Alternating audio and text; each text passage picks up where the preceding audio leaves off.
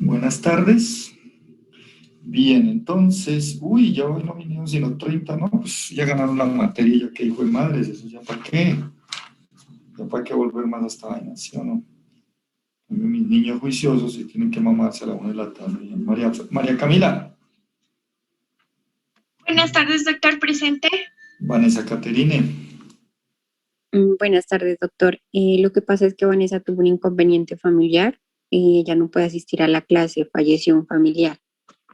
y Ana Alejandra Fernández, Presente, profe.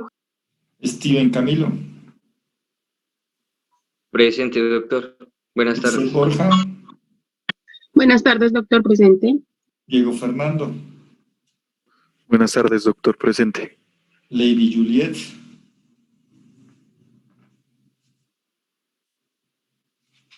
Lady Juliet, ¿dónde está? María José Benavides,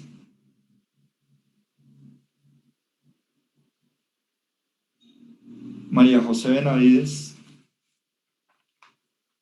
¿por qué está María José Benavides? Laura Sofía, Presente, doctor. Nayibe Lady,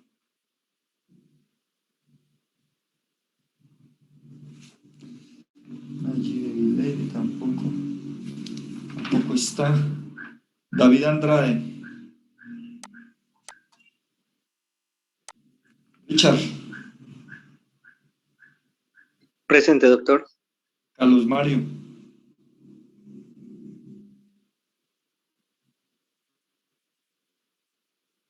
Carlos Mario,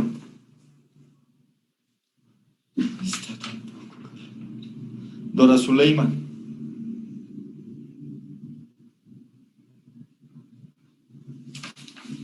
Dora Zuleima tampoco está. Carol Juliet, Presente, doctor. Camila Costa, Presente, doctor. Luis Miguel Benavides, Tardes, presente. Juan David Molina, Buenas tardes, doctor, presente. Jennifer Alexandra Pardo, Presente, doctor. Luis David Coastumal, Buenas tardes, presente, doctor. Joana Elizabeth Mora, Presente, doctor. Jorge Agustín,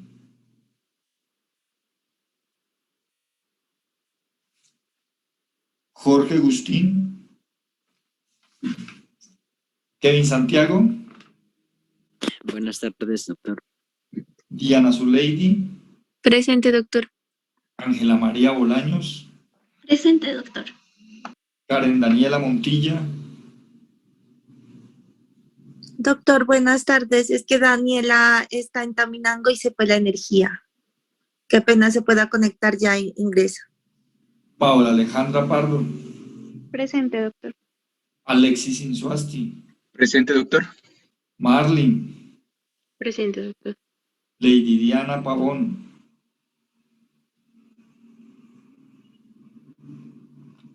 Lady Diana, Jimmy Alexander Chamorro, Presente, doctor. Buenas tardes. Esteban Camilo, Buenas tardes, doctor. Lizeth María, Buenas tardes, doctor. David Alejandro Villacorte, Buenas tardes, doctor presente. Luz Dari, Presente, doctor. Ini Joana, Presente, doctor. Adriana Sofía,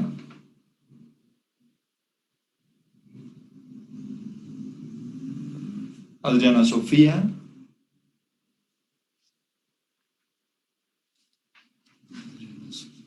Lizeth Alejandra Martínez, Presente, doctor. Adriana Lucía Benavides,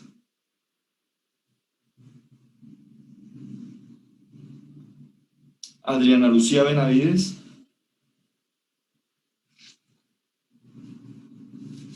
Leslie Yamile, Buenas tardes, presente. Julián, Presente. listo. Doctor, disculpe, María José Benavides no me permitía ingresar rápido, se demoró hartísimo en conectar. Buenas tardes, doctor. Zuleima Trejo también. Ya estoy en la clase. Doctor, buenas tardes. Qué pena, no me podía conectar. Tiene problemas de internet. Pero ya. Zuleima Trejo, Carlos Mario. Ya. Nayib Lady llegó. No llegó. Jorge Agustín llegó. Lady Diana Pavón llegó. Adriana Sofía Navarro. Adriana Lucía Benavides. Listo. Bien, entonces lo primero es que ya vamos en la última parte. Doctor, qué pena interrumpirlo, pero quería hacerle una pregunta. Sí, dígame. Es que con respecto a los parciales A y B, pues algunos estábamos como confundidos, entonces quería que nos aclare. Con respecto al parcial A, ese parcial correspondería al primer corte y lo que comenzamos a mirar ahorita hasta la fecha de ese parcial, ¿verdad? Sí, eso es lo que vamos a hablar ahorita. Sí, señora, correcto. Sí, no, pero de una vez pues ya lo dijo usted. Sí, así, tal cual. Entonces, es que eso es lo que me quería referir a las exposiciones. Para aclarar eso, porque ya esto se acabó, ya en 20 días hemos acabado, porque en 20 días, hoy es 20, en un mes, menos de un mes ya estamos presentando el examen final porque es el 18, pero el 11 ya tenemos la última exposición, o sea, en 20 días. Entonces, el final A es el primer corte, todo el primer corte, más estas 5 o 6 clases que vamos a ver ahorita. Y el B, lo mismo, las 6 exposiciones y lo del segundo corte. Correcto, sí señora. Pero cuadremos lo de las exposiciones porque en este no hay quizzes. Entonces, en este el 40% son las exposiciones. Entonces, Camila, yo termino la clase, ustedes se quedan cuadrando, son 7 exposiciones. Empiezan el 30 de abril, o sea, dentro de 10 días. El primer grupo expone el 30 de abril. Que es antibióticos de última generación. El 4, infección de vías urinarias. El 5 de mayo, gastritis y helicobacter. El 7, neumonía adquirida en la comunidad. El 10, antivirales. El 11, antimicóticos y ya no más.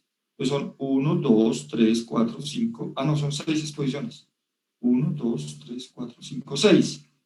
6, ¿no? Y ustedes son 41.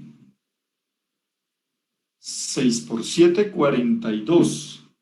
O sea, son grupos de 7 y hay un grupo que queda de 6 nomás, ¿cierto?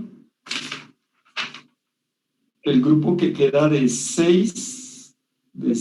Buenas, doctor. ¿Sí? ¿Cómo está? Habla con Lady Diana Pavón. Lo que pasa es que me tocó ir a una sala de internet porque mi internet en la casa estaba fallando. Ah, bueno. Listo. Entonces, María Camila, entonces, cuando termine la clase se quedan cuadrando los grupos, ¿vale? Porque el primer grupo expone el 30 de abril. ¿Estamos de acuerdo? Para que le quede el tiempo suficiente para saber qué es lo que va a exponer. ¿Sí me entiende? Sí, entonces sería que pues habría que hacer como fusión de los grupos que ya están, ¿verdad, doctor? Ah, sí, señora. Sí, señora. Sí, porque quedan grupos de más. ¿Listo? Y los temas los sorteamos, ¿verdad? Los sortean ustedes, sí. Listo. Ahí está. ¿Sería posible que usted me envíe los temas para, pues, al final sortearlos? Yo, por favor. en el FOA que le envía, ahí están. Ah, listo. Si no, revisa y si no, yo se lo envío. ¿Vale? Entonces, ¿cómo vamos a hacer la exposición? Entonces, van a empezar, por ejemplo, los de antibióticos de última generación se salen de eso, de lo que voy a explicar ahorita. Los otros sí, los otros 5 grupos sí. Entonces, ¿cómo van a exponer? Por ejemplo, el que va a hablar de infección de vías urinarias, va a poner un caso clínico al inicio. Un caso clínico. Ustedes se van a idear un caso clínico respecto a la patología. Si van a hablar de infecciones de vías urinarias, entonces hablan, los primeros 10 minuticos hablan del caso, pues el caso clínico se demoran 30 segundos leyendo. 10 minutos para hablar de la fisiopatología de la enfermedad. Los que les correspondan infecciones de vías urinarias van a hablar de infecciones de vías urinarias en mujeres, adultas y mujeres embarazadas. Entonces van a coger y van a hablar de la infección de vías, lo que encuentren más reciente, del 2019, 2020 y 2021, de cada una de las patologías. Y en los 30 minutos restantes, porque va a ser una exposición más o menos de 40 minutos, 45 minutos, pues máximo, van a hablar. Entonces, infecciones de vía urinaria en mujeres fértiles que no están embarazadas. La primera opción de tratamiento en Colombia son este medicamento. La segunda opción de tratamiento es este medicamento. Y van a hablar de ese medicamento, ya. Y nos queda todo. Entonces, el tratamiento para el caso clínico es de la siguiente manera. Tal droga, tantos días y tal vaina, como si lo fueran a formular para que solucionemos el caso y para que nos sirva eso, para que nos quede sirviendo de algo en la vida, para cuando terminen aquí ustedes sepan por lo menos manejar una infección de vías urinarias. Lo mismo los de gastritis por Helicobacter pylori, ponen un caso clínico, hablan de la fisiopatología de la gastritis por Helicobacter pylori, 10 minutos, eso es hartísimo. 10 minutos a hablar de algo, ustedes ya, no es fácil pues sentarse uno a hablar de algo 10 minutos de Dios. Entonces 10 minutos de fisiopatología, media hora. Entonces primera opción de tratamiento para Helicobacter pylori, segunda opción, y tercera opción, Y hablan de los medicamentos. Si ya los hemos visto acá, entonces un resumen del medicamento, no van a poner, entonces que RAM, 50 RAM, no, las más importantes, dos RAM importantes que tengan, ¿sí me entiende? Algo compilado que nos alcance en 45 minutos y que nos sirva para algo a todos. ¿Listos? Entonces, van desarrollando las exposiciones y me van preguntando a mí si necesitan alguna asesoría en la exposición, pero el día que expongan yo hago de cuenta que no he visto nada. Lo mismo de siempre en las exposiciones, ustedes las exposiciones me las enumeran desde la primera diapositiva hasta la última, para yo, si hacen 30 diapositivas, para yo ser más o menos proporcional, para no ponerle a uno a exponer 10 diapositivas y al otro 2. A cada persona en la exposición yo le voy a hacer preguntas de todo de farmacología, porque es como si fuera un examen oral. ¿Sí me entienden? Porque se está jugando el 40%. Entonces, cada uno me habla, ¿cierto? Entonces yo lo dejo que hable y yo le hago preguntas de todo, de farmacología. ¿Listos? Así de que tienen que prepararse bien, por eso mire, el primer grupo todavía tiene 10 días para prepararse. Entonces yo lo que les suplico, le imploro, le ruego, es que al terminar la clase ahorita se queden haciendo los grupos para que el primer grupo le arranque desde hoy a trabajar sobre la exposición. No voy a tener contemplaciones en la exposición.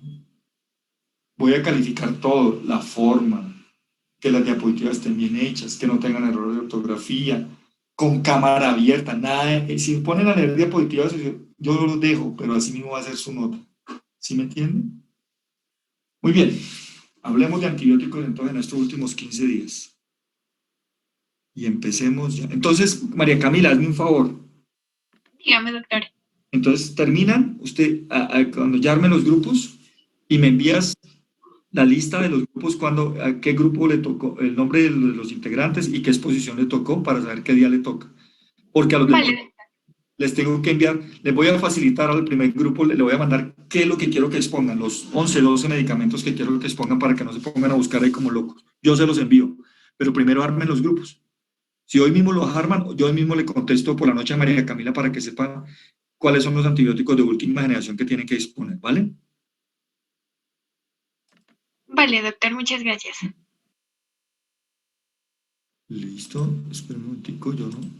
Doctor, buenas tardes. Sí, cuente.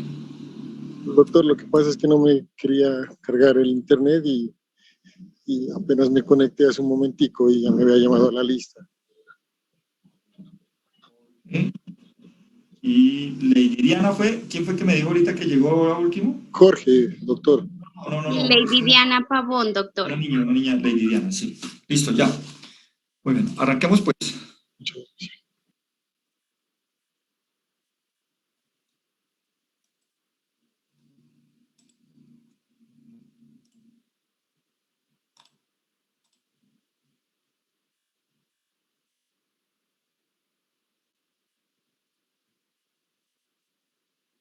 Listo, Paola Pardo.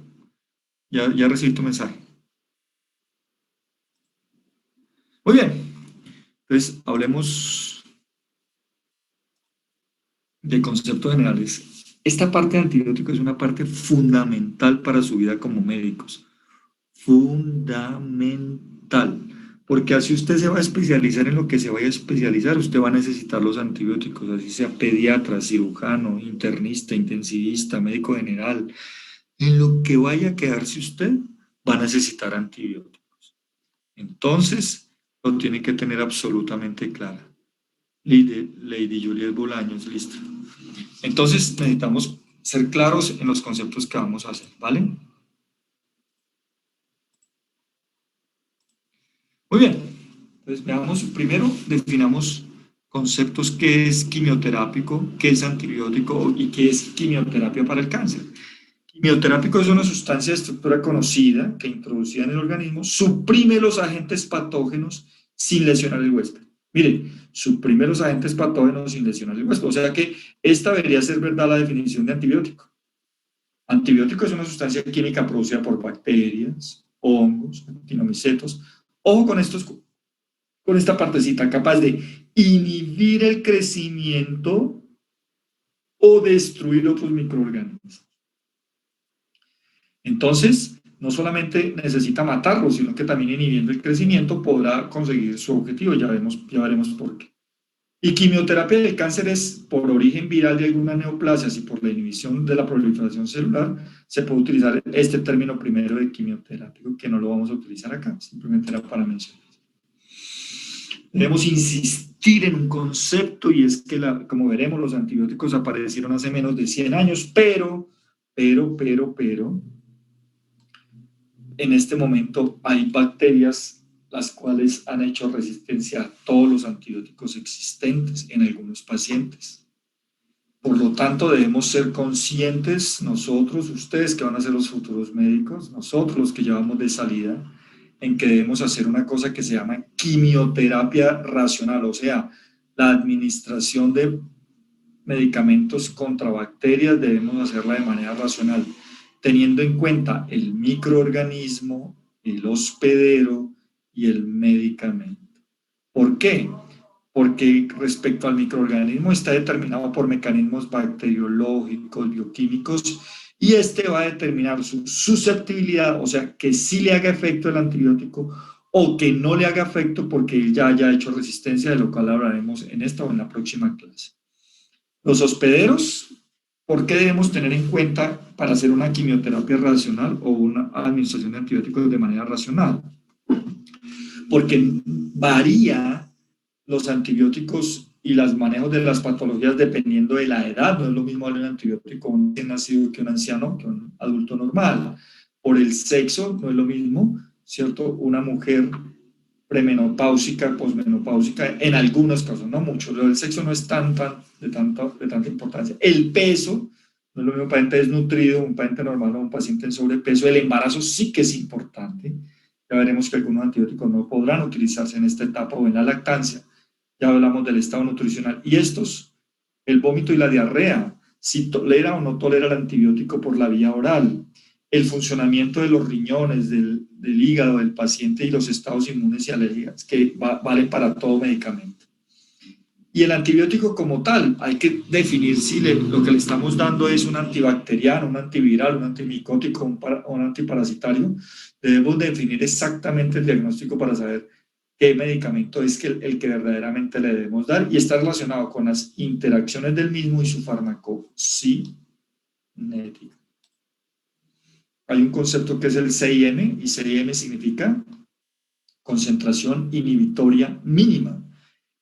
La concentración inhibitoria mínima, lo van a leer en muchos textos ustedes y es un indicador de terapia antimicrobiana. ¿Qué es entonces? Es la concentración más baja que previene el crecimiento de los microorganismos luego de 18 a 24 horas de cultivo. O sea, en otras palabras, van a encontrar ustedes el que es capaz de matar más del 90% de un cultivo de bacterias. ¿Para qué me sirve conocer el CIM? Para determinar la terapia efectiva, la concentración que debemos, al menos para poder matar los bichos, debe ser igual a la CIM. Con base en la CIM han aparecido dos conceptos muy interesantes a partir de hace unos años de los antibióticos, y se habla de que unos antibióticos son tiempo dependientes y otros son concentración dependientes. ¿Cuáles son los tiempo dependientes? Medicamentos con más eficacia cuando su concentración siempre es superior a la concentración inhibitoria mínima en periodos más largos de los intervalos de administración. Por lo tanto, nunca podemos dejar bajar la CIM durante el día y los días que estemos tratándolo. Entonces, su administración debe ser muy frecuente. ¿Por qué se llaman tiempo dependientes entonces? Por esto, porque son medicamentos que para poder sostener su eficacia deben darse con horarios precisos. Por ejemplo, ustedes le mandan un medicamento de estos y le dicen que tiene que ser cada 8 horas y lo manda a 6 de la mañana, 2 de la tarde, 10 de la noche, y el paciente dice, no, pero el de las 6 de la mañana yo no madrugo, a las 8 de la mañana me lo tomo. Entre las 6 y las 8 de la mañana que no se tomó el medicamento, le da papaya para que las bacterias vuelvan a crecer. Y entonces por eso se comienzan a hacer inefectivos esos tratamientos. A diferencia de otros que se llaman concentración dependiente, que ahí lo importante no es los intervalos de tiempo, sino la concentración máxima que tenga. ¿Por qué? Porque en este tipo de medicamentos tienen un efecto que se llama posantibiótico. ¿Y a qué se refiere eso? Son antibióticos de los cuales usted le puede colocar toda la dosis del día en una sola dosis y se la da lentamente durante 1 hora. Eso eleva la concentración y llega a una concentración máxima. Y ese efecto perdura durante todo el día, sin necesidad de repetir las dosis. Y se ha demostrado que hacia el final está por debajo de la CIM, pero sigue teniendo efecto antibiótico, y eso es lo que se llama efecto post-antibiótico. Lo de la historia, ya recuerdan ustedes, simplemente para recordar fechas, 1928 Fleming descubre la penicilina, pero tan solo 10 años después pudo ser concentrada y estudiada como tal, y Shane y Florey fueron los que terminaron produciéndola a nivel, a gran escala, y por eso los tres ganaron el premio Nobel. Mire que estamos hablando de 1928, menos de un siglo, tuvimos el primer antibiótico. Paul Ehrlich es el que habló de síntesis de compuestos eficaces de atacar de manera selectiva microorganismos infecciosos sin lesionar los tejidos y el hueso. Hay una cosa que se llama el triángulo de Aves, que ya lo vimos ahorita. ¿Por qué triángulo? Porque son 3 cosas que debemos tener en cuenta: el antibiótico, el huésped y el microorganismo. Ustedes van a ir a leer el triángulo de Davis esta tarde como tarea. Bien, y aquí hay una cosa interesante. Cada vez que ustedes cojan un antibiótico, ustedes tienen que clasificarlo de estas 3 maneras: según la actividad antimicrobiana, según el espectro de actividad y según el mecanismo de acción. Según la actividad antimicrobiana, vamos a ver qué es eso, según el espectro de actividad y según el mecanismo de acción. Entonces, según la actividad antimicrobiana, yo puedo dividir los antibióticos en 2, o en los que matan el microorganismo o en los que inhiben el crecimiento bacteriano. Los que matan el microorganismo se llaman bactericidas, como homicida, suicida, esto quiere decir muerte. Y bacteriostático, que inhiben el crecimiento bacteriano. Ustedes recordarán que las bacterias tienen ciclos de vida muy cortos. Entonces, si yo tomo un cultivo de bacterias e impido su crecimiento, ¿qué quiere decir? Que si se reproducen cada 6 horas, pues a las 6 horas ya van a estar muertas todas porque no pudieron reproducirse más. Es por eso que los bacteriostáticos también pueden funcionar. Y según su espectro de actividad, ¿cómo los podemos clasificar los antibióticos? De amplio espectro, espectro intermedio o de espectro reducido. De amplio espectro, como su nombre indica, activos contra varios grupos de microorganismos. Si clasificamos las bacterias como gram positivas, gram negativas, anaerobias, aerobias, hablaremos que los de amplio espectro son aquellos que le pegan a todas ellas al mismo tiempo. Los de espectro intermedio, pues son antibióticos que le pegan a un grupo determinado. Por ejemplo, van muy bien contra gram positivos, pero no tan bien contra gram negativos. Y los de espectro reducidos es la actividad sobre un grupo determinado de microorganismos. Por ejemplo, hay antibióticos que le pegan muy bien a Pseudomonas aeruginosa, por ejemplo. Van bien ya sobre grupos muy restringidos de antibióticos. Y según su mecanismo de acción, entonces esto de manera general podemos hablar, hay bacterias, o hay grupos de bacterias que atacan la síntesis bacteriana, hay otros que alteran la permeabilidad de la membrana, claro que estos se confunden en los mismos, otros que atacan la síntesis proteica de la bacteria, otros que atacan los sistemas de transcripción de la bacteria, u otros que atacan vías metabólicas específicamente como la del ácido fólico. Todos estos los vamos a ver durante estos días. Los tipos de tratamiento antimicrobiano, entonces, ¿qué podemos decir? Cuando uno manda un antibiótico, usted puede hacer un tratamiento, un objetivo tipo de tratamiento puede ser profiláctico, presintomático, empírico o definitivo supresor. ¿Cómo así? ¿Cómo así? Expliquémoslo cada uno de ellos, ¿vale? ¿Qué es un tratamiento profiláctico? Es el tratamiento antibiótico que se le envía a un paciente que aún no está infectado o no ha desarrollado la enfermedad. Entonces, ¿para qué le mandan una vaina de esas? ¿Cuál es el objetivo? El objetivo es evitar la infección o impedir el desarrollo de la infección.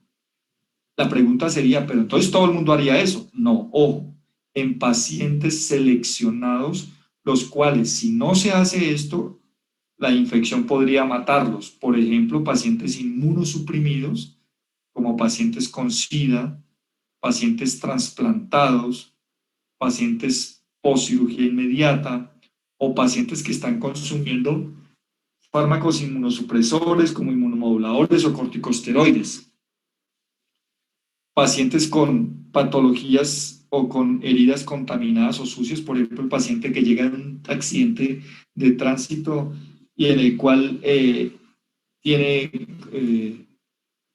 una cantidad de elementos en la fractura o en el trauma que recibió, se le metieron cantidades de sustancias sucias en esos pacientes, entonces uno podría darle antibióticos profilácticos. Presintomáticos, esto casi no se usa, ¿cierto? Pero simplemente es para que lo conozcan el término, porque en realidad esto casi no, esto es más de altos, de sitios muy especializados. Pacientes de alto riesgo que ya están infectados y no tienen los síntomas. Por ejemplo, un paciente que se le da tratamiento contra citomegalovirus después de un trasplante de células hematopoyéticas y órganos sólidos y se demostró que ya venía infectado. Esto no es lo más común. Esto sí que es lo que hacemos todos los días. Se llama tratamiento empírico. Inicio de tratamiento antes de confirmarlo. Entonces, ¿cierto? No hemos confirmado el diagnóstico mediante muestras y cultivos. Ejemplo, me llega a mi consulta un paciente con dolor, con odinofagia, disfagia, fiebre, yo le abro la boca, le veo placas blancas en la garganta, digo, esto es una faringoamigdalitis. Bien, ahí estoy utilizando lo que sé de semiología. Ahora necesito la microbiología, que se la voy a pedir muchísimo en estas 2 semanas, ¿cierto? Entonces, yo me acuerdo que me enseñaron en microbiología que la bacteria más comúnmente encontrada, ¿cierto?, en pacientes con faringoamigdalitis es el estreptococo beta hemolítico del grupo A, y yo sé que ese es un gran positivo, por lo tanto, le mando antibióticos. No me pongo a tomarle un hisopado, mandar la muestra al laboratorio, que me hagan un cultivo, que dentro de 72 horas vuelva el paciente. No, porque gasto mucho tiempo y cuando vuelva ya se le ha quitado la infección o ya se ha muerto. Entonces, ese es un tratamiento empírico. El tratamiento definitivo es en el cual se aísla el patógeno, se esperan resultados de susceptibilidad, o sea, de cultivos, y ya me dicen a qué es susceptible qué bicho es el que tiene, a qué es susceptible ese bicho o ese microorganismo, cuáles son las dosis y las posologías adecuadas. Eso es lo que uno debería hacer idealmente, pero en el día a día no se puede. Entonces la pregunta que ustedes estarán haciendo ya, y entonces uno cuando hace tratamientos definitivos, por ejemplo en el paciente hospitalizado, el paciente que llega con la herida de bala o el paciente que después de una apendicitis o una peritonitis, se toman cultivos, se mandan al laboratorio y usted le empieza a dar tratamiento empírico, por lo que más sospeche usted por su microbiología. Y a los 2 días que le llegue ya el resultado del cultivo, Usted define, uy, sí, era el antibiótico que yo creía, eran los microorganismos que yo creía y son susceptibles a lo que yo le di. Listo, seguimos con el mismo tratamiento. O no, me equivoqué, entonces cambiamos el antibiótico y le seguimos dando el que corresponda, porque son, lógicamente, infecciones muchísimo más graves y que están poniendo en riesgo la vida del paciente. Por lo regular, uno debe dar un solo antibiótico. Debe procurar dar un solo, pero no siempre se puede. ¿En qué casos uno a veces le toca que combinar antibióticos? Por ejemplo, microorganismos capaces de producir resistencia cuando usted sabe que la infección es producida por esto. O pacientes que tienen una infección grave por gérmenes desconocidos, ahí de pronto tocará que combinar antibióticos. O porque usted está dando un antibiótico y quiere reforzar la eficacia de ese, o porque le está dando un antibiótico que usted cree que es un poco tóxico para el paciente, entonces para reducir la dosis dice vamos a combinarlo con otro. O porque usted está enfrentando una infección que usted sabe que no es producida por un solo tipo de bacterias, sino por varias, entonces tiene que darle tratamiento para todas. Hay una cosa que se utiliza ya muy poco también y en algunas especialidades que se llama la profilaxis secundaria. Por ejemplo, en urología, por ejemplo, en otorrino, a veces la utilizan. Es aquella en la cual se controla el microorganismo en su infección activa y se le sigue dando antibiótico por periodos largos de tiempo. Y ustedes preguntarán, bueno, pero ¿cómo es esa vaina? Les voy a poner un ejemplo clásico. Mujeres que tienen infecciones urinarias a repetición, por ejemplo, porque tienen una malformación del árbol urinario. Entonces eso hace que repitan infecciones. Entonces en un año le dan 4 infecciones urinarias. Entonces se toma la decisión de, cuando llegan con la infección urinaria, darles el tratamiento de la infección urinaria, pero mandarlas a la casa después de los 3-4 días de tratamiento para parar la infección urinaria. Cuando ya no tienen más infección urinaria, deben continuar 6 meses con un antibiótico a bajas dosis para poder controlar que no le vuelva a dar la infección. ¿Cuál es el riesgo que se corre con ellos? La resistencia bacteriana. Pero en estos pacientes está indicado a veces, porque si usted no lo hace, las infecciones urinarias a repetición harán que termine, por ejemplo, en una infección de vías urinarias dañando un riñón. Entonces, imagínate. Este es un cuadro que siempre aparecía en los libros del doctor Izaza hasta hace unos 4 años, cuando ya lo dejó de sacar, pero persisten algunos de esos. Pero a mí sí me gusta mucho hablar de este cuadrito, y es, cuando usted se enfrenta a una infección de vías urinarias, perdón, a una infección cualquiera, ¿cuál antibiótico elijo? ¿Cómo hago yo para saber qué antibiótico elijo? Pues bien, nunca olviden este cuadro. Lo primero que tienen que hacer es esto: correcto diagnóstico clínico y microbiológico. Volvamos al ejemplo que di hace rato. Paciente con disfagia o dinofagia, fiebre, abre la boca, placas blancas. Entonces uno dice, con todo lo que yo sé como médico, con todo lo que aprendí. Y ahí es donde viene la parte importante, mis hijos, que ustedes sean buenos médicos, que no pasen las materias por pasarlas. ¿Sí me entienden? ¿Por qué? Porque la vida se los va a cobrar. Créanme, mis hijos, la vida se los va a cobrar, les va a pasar la factura, ¿cierto? Entonces, por eso no se preocupen. Los que son buenos estudiantes no se preocupen, que la vida se los va a recompensar, y los que son malos, pues no deben estar aquí. Supongo que no están aquí, yo estoy seguro que no. Están en otras universidades, por allá en otro país, pero aquí no. Y los que hacen trampa tampoco están aquí, deben estar en otro país, ¿cierto? Porque la vida se los va a cobrar. Y lo grave es que se los va a cobrar con vidas humanas, que es lo más terrible, ¿cierto? Entonces debe ser muy terrible para uno por la noche acostarse y saber que uno ha hecho trampa, ¿cierto? O que no ha pasado las materias como debe pasarlas, cuando usted se va a enfrentar a un paciente y le puede hacer muchísimo daño a ese paciente, a esa familia, ¿cierto? Imagínate el daño que le puede hacer. Entonces, de esto es que habla el doctor Izaza. Haga un correcto diagnóstico clínico y microbiológico.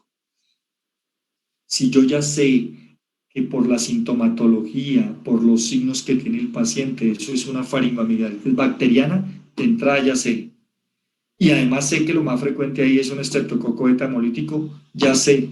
Y además sé que los estreptococos son gram positivos, ya sé. Y entonces ya he definido un diagnóstico clínico y ya he definido un diagnóstico microbiológico. Ahora sí me voy a lo que aprendí en farmacología.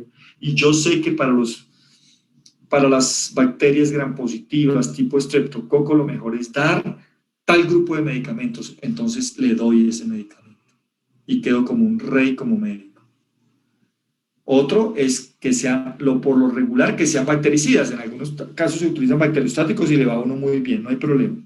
De espectro reducido, esto ya está mandado a recoger porque definitivamente con la resistencia bacteriana uno debe procurar dar de espectro reducido. Pero en estos momentos que la cosa está tan complicada, pues dar los que verdaderamente le peguen a ese antibiótico, que sea poco tóxico, claro, que sea de óptima actividad, pues claro, eso está relacionado con el diagnóstico. De reconocida trayectoria, ¿qué quiere decir? Que sea un antibiótico que usted lo conozca, que todavía sirva, o sea, que no haya hecho tanta resistencia bacteriana y que usted no se descreste porque es un antibiótico nuevo y usted nunca lo ha probado y entonces usted lo quiere probar. No. Y ya dijimos que lo ideal es uno solo, a veces no se puede. Por lo tanto, entonces, para hacer un uso racional, debemos tener un diagnóstico preciso, el mejor régimen posible, en el tiempo adecuado, y esto ha cambiado mucho con respecto al tiempo adecuado. En mi época uno daba tratamientos por 7 días, ahora máximo se dan tratamientos a la casa por 5 días, hay tratamientos de 3 días. ¿Por qué? Para evitar resistencia bacteriana. Y entonces debe uno dar la posología, la dosis y la mejor vía indicadas para poder hacer uso racional de esos antibióticos. Espérenme un momentico.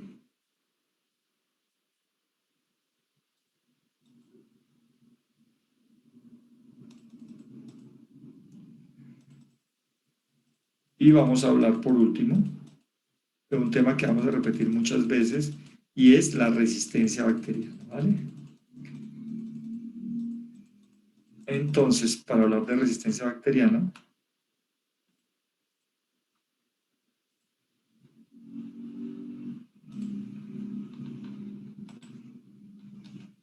permítame.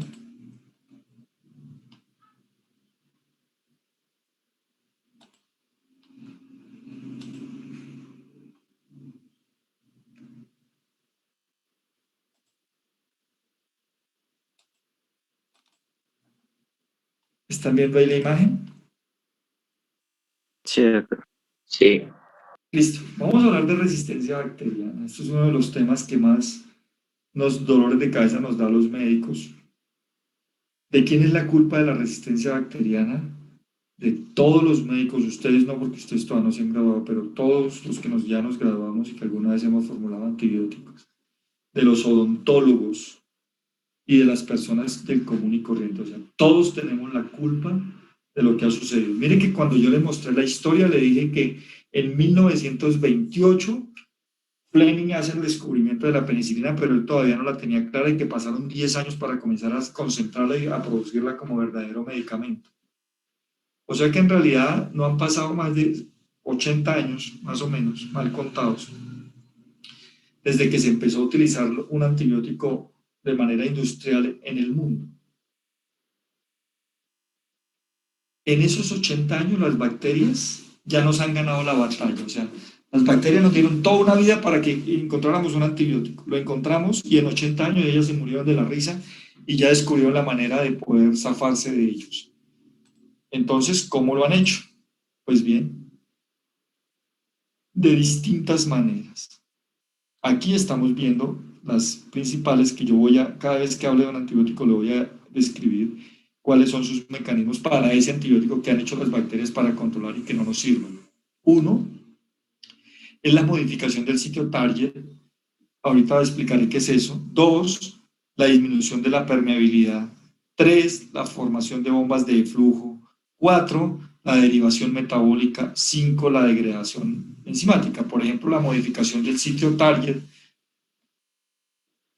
ha hecho resistencia en antibióticos betalactámicos, macrólidos, quinolonas, glucopéptidos, o la disminución de la permeabilidad en trimetoprim, en sulfametoxazol, o bombas de flujo en macrólidos, en quinolonas, derivación metabólica en los mismos del trimetoprim, el sulfametoxazol, o la degradación enzimática en muchísimos betalactámicos, aminoglicósidos, tetraciclinas.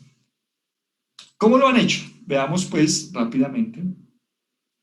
eso de la modificación del sitio target o del sitio blanco. Entonces, ¿qué es lo que normalmente? Estas bolitas verdes son los antibióticos. Esta es la pared del microorganismo y este es el interior del microorganismo.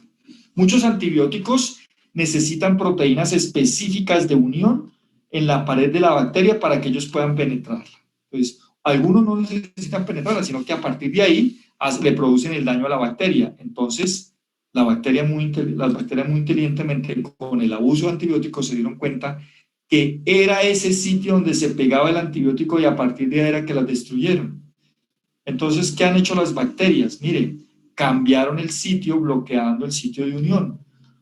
Porque se acuerda que eran redonditas, mire, esto es un ejemplo nomás, ¿no? Entonces, para que esta bolita tenía que sentarse acá, tenía que ser esto redondito. Entonces, esas proteínas de membrana, por ejemplo, fueron cambiadas la estructura y cuando llegó el antibiótico ya se encontró que ya no son redonditas, sino cuadraditas, y cuadraditas ya no le sirven a él porque ya le modificaron su sitio exacto. Muy inteligentemente las bacterias, en algunos antibióticos lo que hicieron fue eso, modificar el sitio de unión y bloquearon así la acción del antibiótico. Alteración de la permeabilidad. Entonces, en otros se dieron cuenta que los antibióticos utilizaban algunos poros, canales de porinas para ingresar al interior de la bacteria. Y entonces, ¿qué hicieron?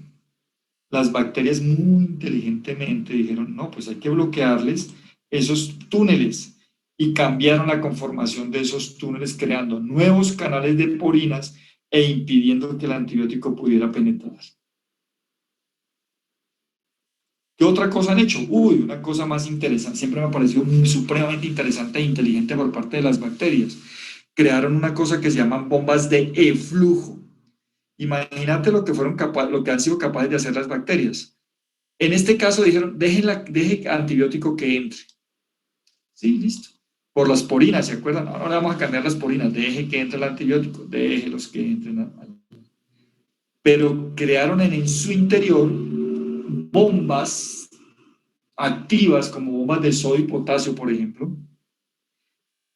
Pues parecidas, ¿no? Exactas, que permiten que el antibiótico entre y por esas bombas activas sacan el antibiótico por el otro lado sin que haya hecho todavía ningún efecto dentro de la bacteria.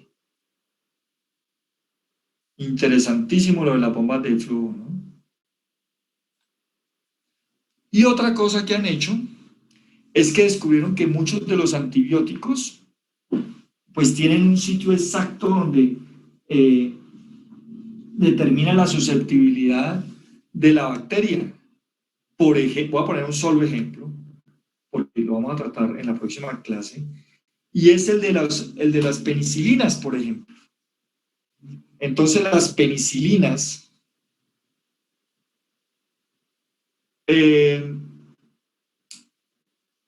se determina que pertenece a un grupo que no solamente son ellas, sino las cefalosporinas y otros antibióticos, como vamos a ver. Imagínense que tienen un grupo que se llama el grupo beta-lactámico en su estructura química. Y ese grupo beta-lactámico es el que ataca a las bacterias y el que daña la pared bacteriana. Entonces, ¿qué hicieron las bacterias? Muy inteligentemente dijeron, listo, déjelo que venga. Pero adentro vamos a crear unas enzimas, nosotras mismas vamos a crear enzimas que ataquen al grupo beta-lactámico. Y así aparecieron unas enzimas que se llamaron beta-lactamasas. Entonces, mediante la creación de enzimas, inactivan el antibiótico, no solamente para eso, sino otros tipos.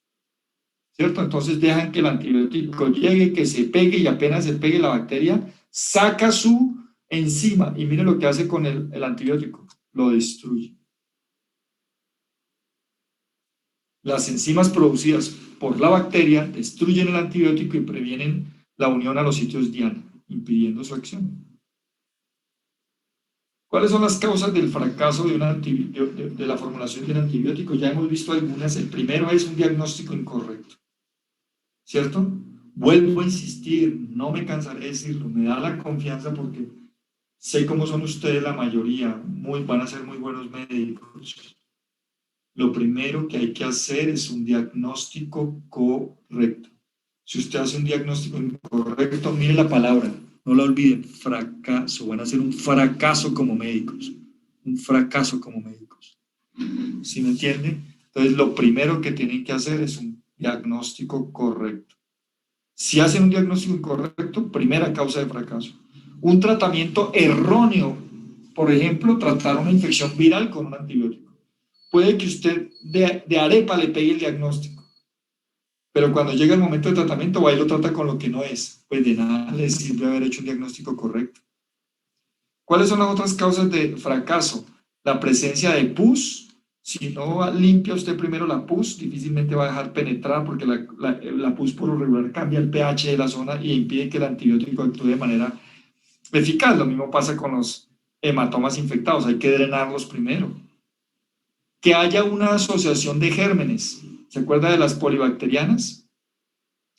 Que ese microorganismo ya haya hecho resistencia al antibiótico que usted le envió.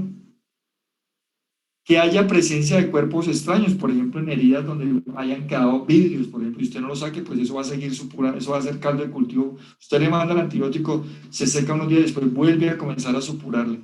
Usted tiene que sacarle esos cuerpos extraños. Un paciente que sea inmunosuprimido, pues ese paciente necesitará un tipo específico de antibióticos. O pacientes que hayan hecho una sobreinfección. Ahorita hablaré de eso, la sobreinfección. Pacientes que tengan prótesis, por ejemplo, válvulas cardíacas o esa vaina, si usted no hace un correcto diagnóstico y se fija bien en lo que le va a mandar, pues seguramente va a fracasar. Pacientes que tengan alteraciones fisiológicas como la mala absorción, vómito, pues entonces ¿para qué le manda tabletas si el paciente la va a vomitar y nunca va a funcionar el antibiótico? Va a ser un fracaso el tratamiento. Ya dijimos de la mala elección de medicamentos. Cuando combinamos antibióticos y sufren antagonismo y uno bloquea al otro, pues entonces no lo deja actuar. Cuando utilizamos la vía, la dosis o intervalos inadecuados o tiempos insuficientes. ¿Cierto? Y sobreinfección es la aparición de evidencia clínica del bacterióloga de una nueva infección durante el curso de un tratamiento quimioterápico. Por falta, por ejemplo, la falta de adherencia al tratamiento es un importante factor. Le voy a poner un ejemplo clásico. Usted está tratando una celulitis y le manda al paciente antibióticos muy potentes, más de lo que necesita el paciente. Chévere, se le está quitando la infección, pero a los 2 días, y necesita darle 3 días, 4 días de tratamiento, a los 2 días el paciente arranca con una diarrea ni la hijo de madre. Sí, chévere, el antibiótico le está quitando la celulitis, pero le barrió con la flora intestinal y ahí comenzaron a crecer bacterias que no correspondían y el paciente se sobreinfectó. Entonces, entre más amplio el espectro del antibiótico, o sea, esos que matan todo, pues mayor será su efecto destructor sobre la flora normal, entonces no estamos haciendo nada. Y mayor será la probabilidad de sobreinfección. ¿Y sobreinfección por qué bichos? Oportunistas como pseudomonas que son agresivísimas, cándidas que son hongos agresivos y oportunistas también o enterobacterias. Por lo tanto, ¿cuál es la recomendación? Regímenes cortos y simples, en los cuales usted pueda, ¿cierto?, acabar rápidamente sin destruir lo normal. Muy bien. Preguntas, por favor.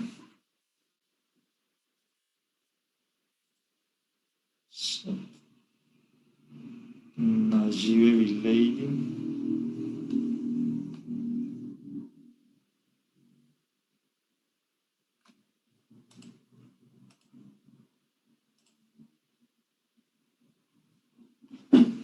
Nayibe Bileidi.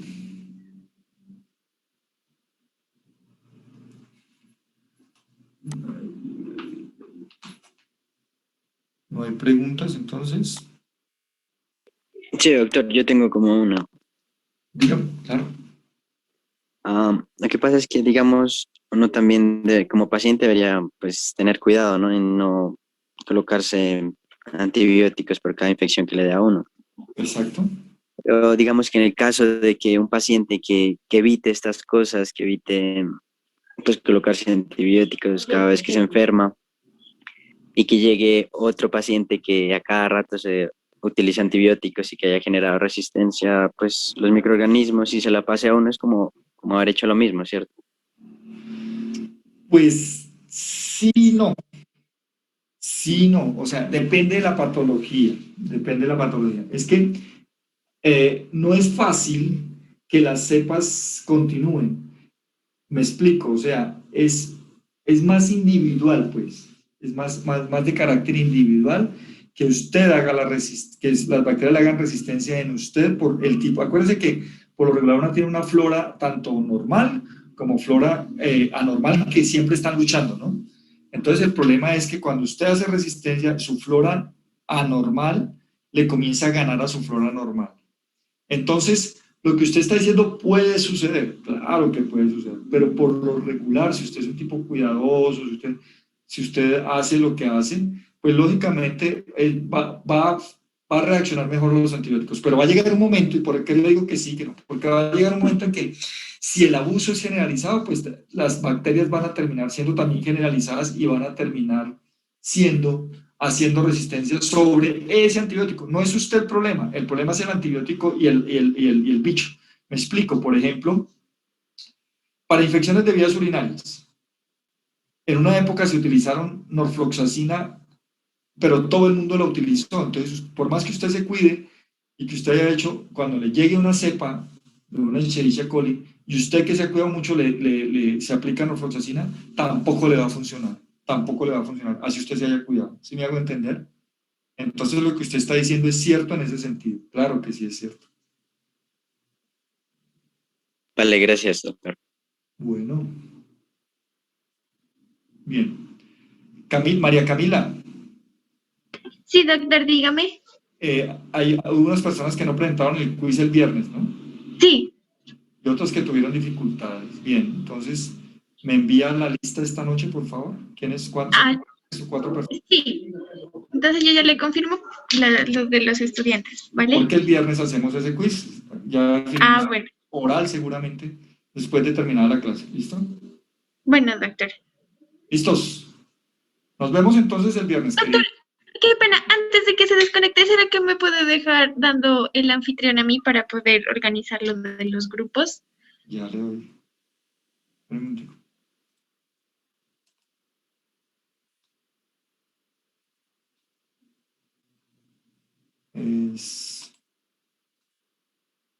Espérame.